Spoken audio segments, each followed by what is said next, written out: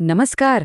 आज आपण बोलणार आहोत भारताच्या एका अशा जबरदस्त अभियांत्रिकी चमत्काराबद्दल जो चक्क हिमालयाच्या छातीतून आपला रस्ता बनवतोय. हा फक्त एक रेल्वे मार्ग नाहीये, तर भारताच्या भविष्याकडे उचललेलं एक धाडसी पाऊल आहे. चला तर मग या अद्भुत प्रवासाला सुरुवात करूया. काय वाटतं, शक्य आहे का हे? अहो, हे अगदी खरं आहे.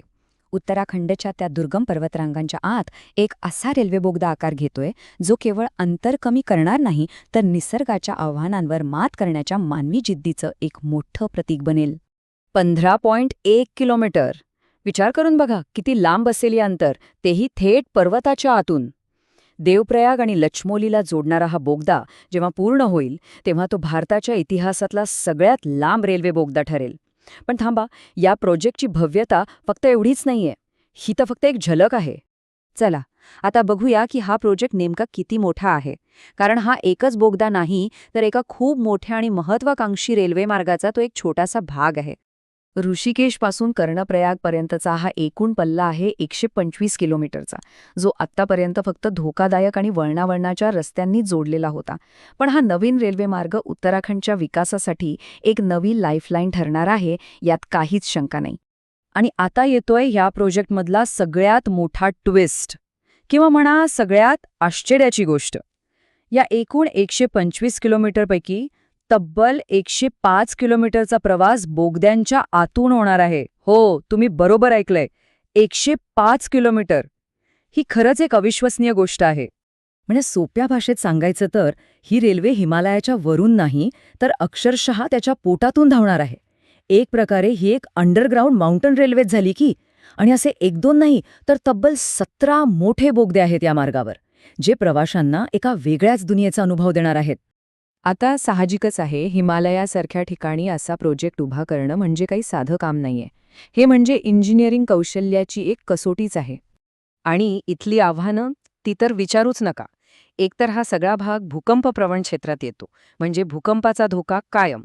पावसाळ्यात दरडी कोसळणं तर इथे अगदी सामान्य गोष्ट आहे. आणि या सगळ्यावर कडी म्हणजे इथला तो कठीण खडक. तो फोडून रस्ता काढणं म्हणजे एक दिव्यच आहे. आणि म्हणूनच या सगळ्या आव्हानांवर मात करून जे काम आपले इंजिनियर्स करतायत, त्याला भारतीय इंजिनिअरिंगचा चमत्कार नाही म्हणायचं तर काय म्हणायचं. अत्याधुनिक टनल बोरिंग मशीन्स वापरून अचूक प्लॅनिंगने हे जे काम सुरू आहे ते खरंच अविश्वसनीय आहे. बरं, हे सगळं तर झालं इंजिनिअरिंगबद्दल. पण या प्रोजेक्टमुळं तिथल्या लोकांच्या आयुष्यात काय बदल होणार आहे, त्या भागावर याचा काय परिणाम होईल ते पाहूया. जरा विचार करा, आधी जिथे जीव मुठीत धरून वळणावळणाच्या रस्त्यांवरून 8 ते 10 तास लागायचे, तोच प्रवास आता अगदी सुरक्षितपणे फक्त 2 ते 3 तासात पूर्ण होणार आहे. म्हणजे फक्त वेळेचीच नाही, तर जीवांचीही बचत होणार आहे. याचा सगळ्यात मोठा फायदा कोणाला होणार? तर चारधाम यात्रेला जाणाऱ्या भाविकांना. शिवाय पर्यटनाला तर जबरदस्त चालना मिळेल. आणि सगळ्यात महत्त्वाचं म्हणजे तिथल्या स्थानिक लोकांसाठी रोजगार आणि विकासाचे नवे दरवाजे उघडतील.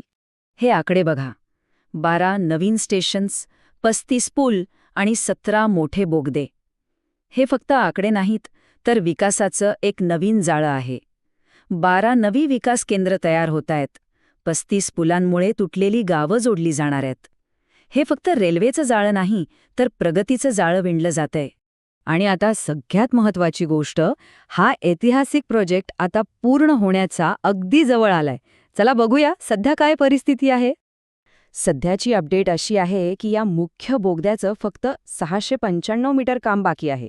आणि सगळं काही योजनेनुसार झालं तर 2026च्या अखेरपर्यंत या मार्गावर पहिली ट्रेन धावू शकते. म्हणजे तो ऐतिहासिक क्षण आता फार लांब नाहीये.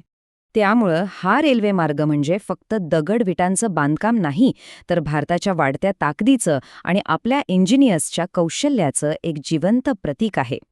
थोडक्यात काय, तर हा प्रोजेक्ट हिमालयातल्या प्रवासाचा चेहरामोहराच बदलून टाकणार आहे.